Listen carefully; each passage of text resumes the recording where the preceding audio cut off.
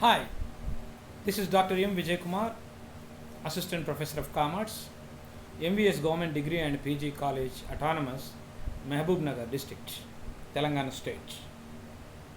In the series of video lectures on accounting, commerce and business, now we are going to discuss on inflation accounting.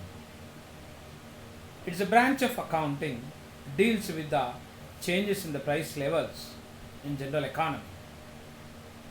Then equalizing the money value, considering the purchasing power of people, this accounting will be prepared. Now we will have a look on basic concept of inflation and the definition of inflation. Simply we can understand that decrease in purchasing power of money, decrease in purchasing power of money due to an increase in the general price level is called as inflation. It means in the case of inflation there will be a general price level increase.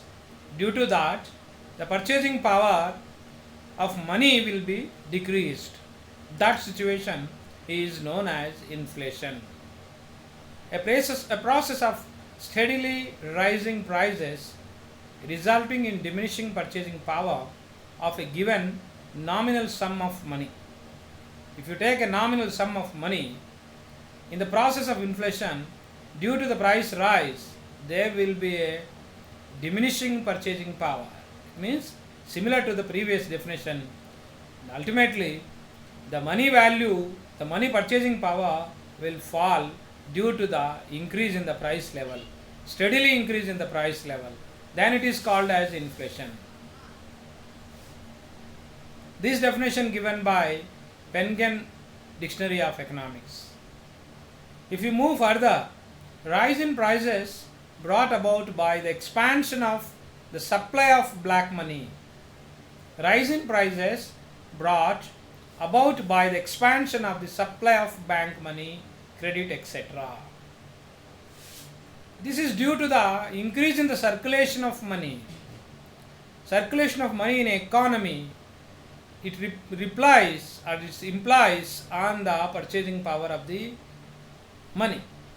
Means rise in prices brought about by the expansion of the supply of bank money and credit, etc. According to the Oxford Advanced Learners Dictionary of Current English. If you move in accounting point of view, Indian Accounting Standard 29, Indian Accounting Standard 29 deals financial reporting in hyperinflationary economies. This standard came into force from January 2005. Effective date, annual periods beginning on or after January 2005. According to Indian accounting standards, the financial statements in a currency of a hyperinflationary economy are stated in the end of period measuring unit currents. The financial statements in a currency of a hyperinflationary economy are stated in the end of period measuring unit currents. Comparative figures for prior periods are restated into the same current measuring units. It means this is conversion of the general price levels into inflationary price levels. The next change in the price levels is described by various indexes. Under inflationary accounting, we will consider changes in price level. Those price level is described by indexes. There are two types of indexes to know the inflationary impact. One is general indexes, another is special indexes. In general indexes, the first one is the price index. Price index is made to compare the price when the purchasing power is high and purchasing power is low. When the price rates are low and purchase rates are high. This is known as price index. Simply, this is called as gross domestic product. Price index of gross domestic product. Price index, present price rates divided by previous price rates into 100, we will get an index. Based on that, we can compare between two periods price index. Next, cost of living index. Cost of living index. Cost of living, it consists of all elements: food, entertainment, and other safety measures, all commodities together and calculated in a particular way to know the cost of living index. That is sigma IW by sigma W. Consumer price index, another index, that is to know the price level changes. Consumer price index, there will be two types of price index. One is wholesale price index and retail price index. Retail price index is also known as consumer price index. It is also comparison of price rates, price levels, previous and current.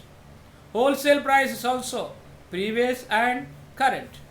Production price index, the material which we consume, which we use to make the production, previous production cost and present production cost, previous production price and current production price.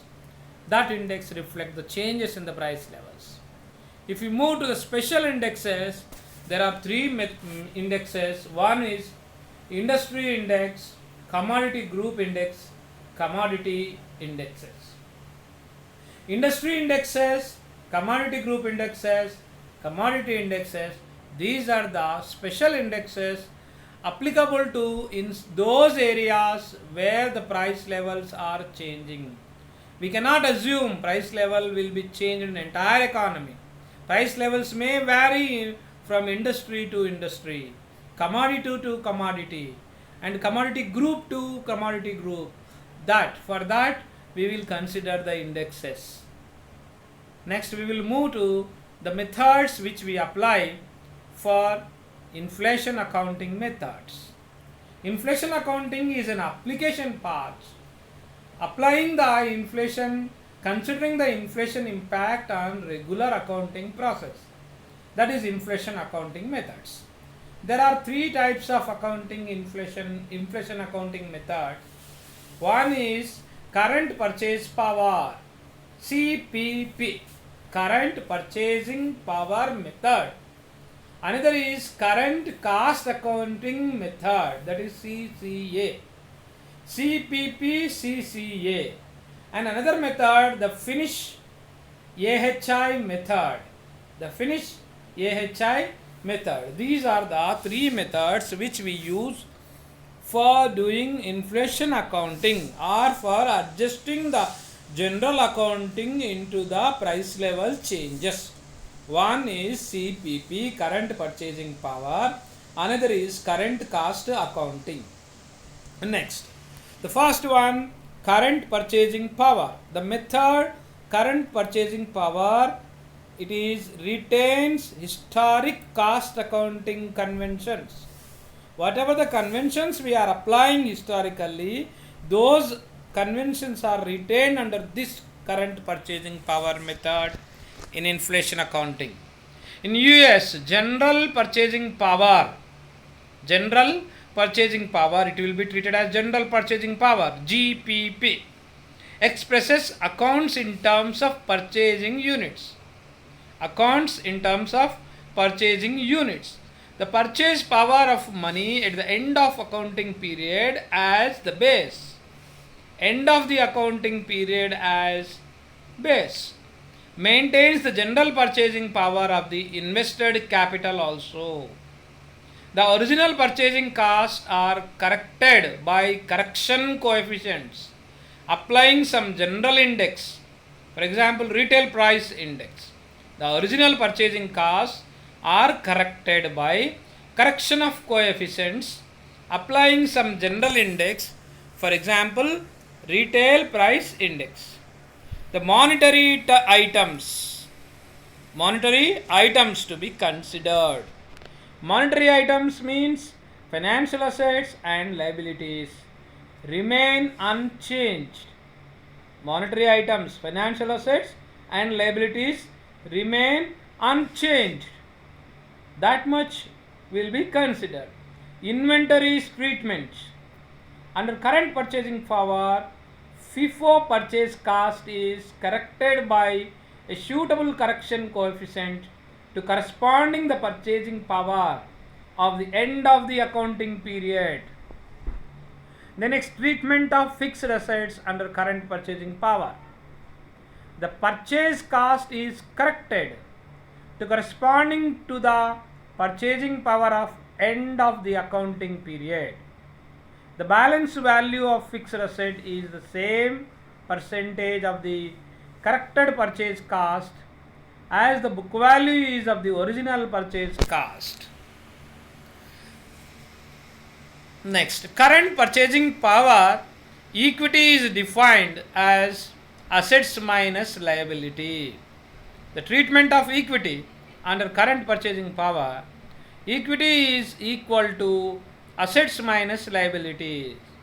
Shareholders' point of view consideration, unstable for financing decisions, work intensive method, these are the features of current purchasing power. A nominal statement of income under current purchasing power. Nominal statement of income. How we will prepare a nominal statement of income under current purchasing power? An equation which we have to follow. TO minus VC, GP you will get minus FC, you will get OP minus IC minus D, you will get NP. That is nothing but the turnover, net sales or net turnover is to be considered minus variable cost. In the case of marginal costing, we will prepare similar type of equation. But now here, total turnover minus variable cost, you will get gross profit. From that gross profit, if you deduct the fixed cost, you will get operating profit. From that operating profit, if you deduct interest cost and depreciation, you will get net profit. Net gain from liabilities, total profit also we have to calculate. Nominal balance sheet under current purchasing power, that is financial assets minus inventories. Financial assets minus inventories, you will get fixed assets. Financial assets, inventories and fixed assets, total assets. Total assets minus financial assets minus inventories, you will get fixed assets. Here we have to get the total assets and total liability. Total assets, how we can derive? Financial assets, inventories, fixed assets. Total assets we can get debt, that is due to outside, that is liability, and debt of owners, that is owners equity. Debt and owners equity, you will get total liabilities. These are the terms related to the current purchasing power nominal balance sheet. Under CPP method, how we convert into the corresponding coefficients. Total turnover, at CPP we apply a coefficient value.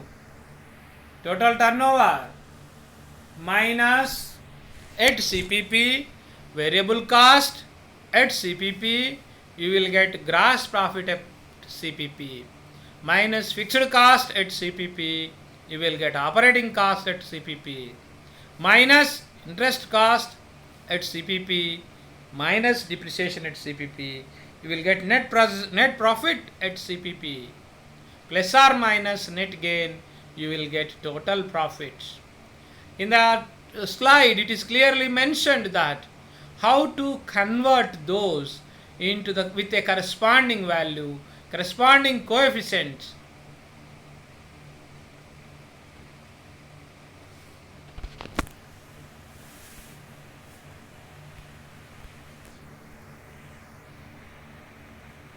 Next, CPP balance sheet.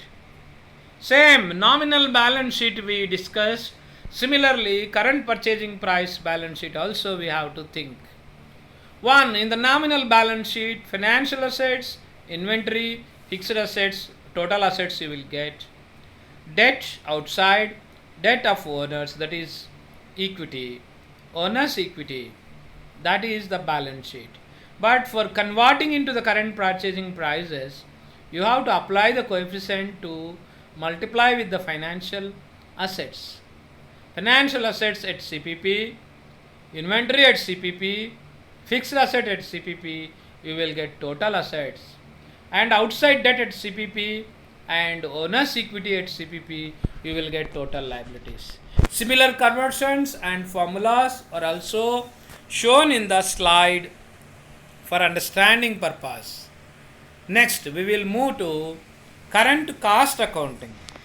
Just now, earlier we discussed about current purchasing price method. Now we are moving to discuss on the current cost accounting method. Inflationary accounting methods. The second method is current cost accounting. Maintaining the production level of the company. The features: maintaining the production level of the company, main focus on replacement of production capacity, money is retained as the unit of measurement, different special indexes are applied to different items, work incentives. These are the features of current cost accounting method. And if you take the final method, that is Finnish AHI method, it is a combination of the CPP and CCA methods, specially developed for firm analysis. Calculations are very simple, little extra information needed. Change in the general price level is described by the wholesale price index. It means wholesale price based method. Adjustments are made on a yearly basis, the price level at the middle of the accounting period as the basis. AHI statement of income. Adjustments on variable cost, depreciation and other posts remaining unchanged. Adjustment of variable cost is computed by multiplying the operating inventory value by relative change in index. Adjustment on depreciation is the difference between AHI depreciation and the depreciation in the income statement. According to the AHI method, similar nominal income statement will be converted with a coefficient, that is total turnover at AHI minus variable cost at AHI. You will get gross profit at AHI minus fixed cost at AHI minus operating, you will get the operating profit at AHI. From that, interest costs and depreciations after converting into with AHI, you will get net profits for that. And similar calculations formulas were also shown in the slide particularly given for AHI statements. Adjustments to balance sheet under AHI. Financial assets and inventories FIFO remain unchanged. Financial assets and inventories under FIFO method remain unchanged. Fixed assets, first AHI year, the original purchase cost is revaluated to the price level of current year. Depreciation of the current year is computed according to the economic lifetime of the assets. The depreciation up to the current year are subtracted from the revaluated purchase cost. Fixed assets after the first year under AHI method, the balance value of previous is revaluated into the current year. New depreciation is computed based on the remaining economic lifetime of the asset. And equity, the accounting result is replaced by AHI result. The liabilities remain unchanged. Inflation reserves corresponding to the adjustments made in the statement of income and balance sheet. AHI balance sheet is also shown in the slide for clear understanding purpose. Financial assets at AHI with corresponding coefficient multiplier value, inventories of AHI with corresponding coefficient multiplier value, and fixed assets at AHI, total assets we will get. And from liability side, Debts to outside converted with the coefficient value of multiplier and owner's equity at AHI, inflationary result of AHI, definitely we will get the both the balance sheet values will be equal. Then similarly we will calculate the multiplier values and coefficients as shown in the statement. Thank you.